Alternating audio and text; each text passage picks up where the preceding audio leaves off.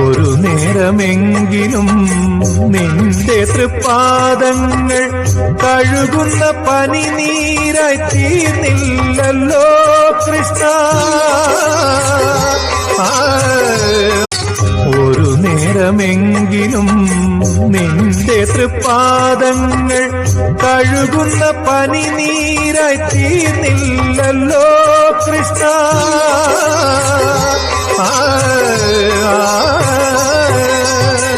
ഹൃദയത്തിൻ സംഖിൽ ഞാൻ വാർന്നില്ലല്ലോ, അപ്പോഴും നീ കള്ളച്ചിരി ചിരിച്ചു അവിൽ പൊതിയഴിച്ചു.